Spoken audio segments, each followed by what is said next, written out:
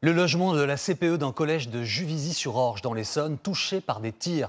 La fonctionnaire, son mari et ses enfants étaient sur place. Heureusement, personne n'a été blessé.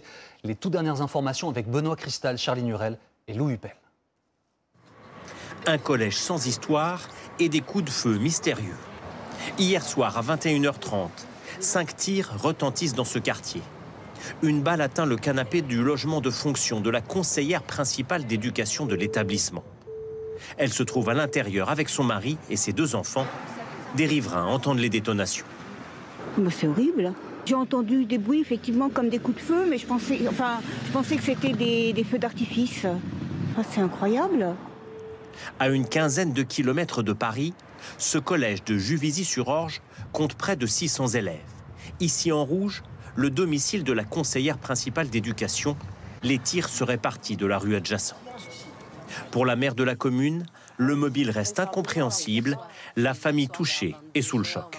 Toute la famille est évidemment très traumatisée, mais nous faisons le nécessaire pour essayer de les reloger et de les protéger pour qu'ils puissent avoir un peu de sérénité.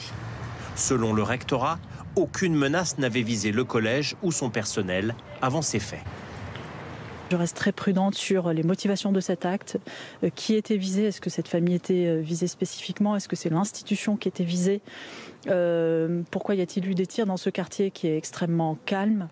D'autres fonctionnaires et personnels du collège vivent d'ailleurs dans la même rue.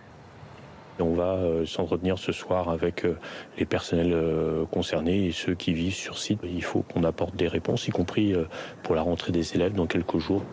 Une enquête pour tentative d'assassinat est ouverte.